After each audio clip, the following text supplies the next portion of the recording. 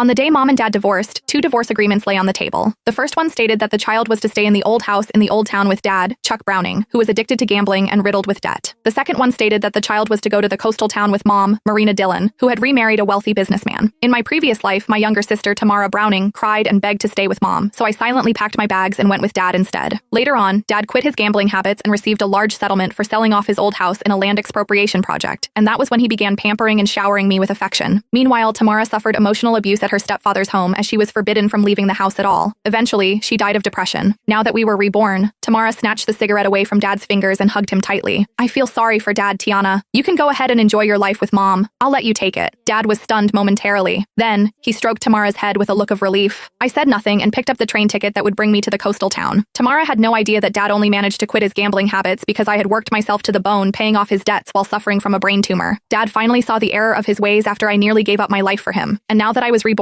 I no longer had to put up with the voices of the debt collectors hounding us anymore. All I wanted was just a good night's sleep. I picked up my worn-out suitcase. Get out of here. Go look for your gold digger of a mother instead, Dad said, waving his hand dismissively at me like I was just an annoying fly. Tamara hid behind him and made a face at me. She mouthed, "Don't come begging me for money the next time you see me." I smiled and said nothing. Instead, I turned around and walked out into the rain, flinching at the cold. I could feel the chill seeping into my bones. It wouldn't make much of a difference wherever I went anyway. I just wanted someplace quiet to spend the last of my days, getting through everything. At least I no longer needed to hear the debt collectors hounding at the door or put up with the horrible stench of cigarettes anymore. Mom's black Mercedes was parked at the entrance to an alleyway. The car windows rolled down, revealing Mom's youthful, well-maintained face. She frowned as she stared at my drenched body, a look of disgust in her eyes. "How did you end up like this? Hurry up and get it, and make sure not to dirty the interior of the car." I opened the backseat door and was just about to enter when she said, "Throw that suitcase into the back." She pointed at my suitcase and said, "That's so filthy. I don't even know what germs it's covered in." I hesitated for a moment. However, I still did as she said and put the suitcase in the trunk of the car. When I finally got back inside the car, I did my best to stay in a corner and take up as little space as possible, not daring to touch the leather seats. The air conditioning in the car had been turned on, but I still felt very cold. "Make sure you behave yourself when we reach that place, Tiana," Mom said, looking at me in the rearview mirror while driving. "Your new stepfather doesn't like noise. Stay in your room as much as possible and don't come out. Don't chew with your mouth open and don't drag your feet on the floor while walking. Also, don't you ever bring up your dad. He's nothing but bad luck." I looked at the fleeting raindrops outside the window and nodded. Got it. I felt a sudden sharp pain in my brain. My vision went black for a while, and I hurriedly held my head in my hand. "What's wrong?" Mom asked, sounding impatient. "Nothing, just a little carsick." "You're so delicate," she said with a scoff. "Just like your dad." I closed my eyes and forcefully swallowed the metallic taste rising in my throat. I didn't want to come back here anymore if I could be reborn again. The car drove on for 5 hours. It was dark by the time we arrived at the huge mansion located halfway up the mountain. The place was flooded with lights. However, it was as quiet as death itself. "We're here," Mom said, parking the car and touching up her lipstick. Then, she inhaled deeply as she reconditioned herself. Soon,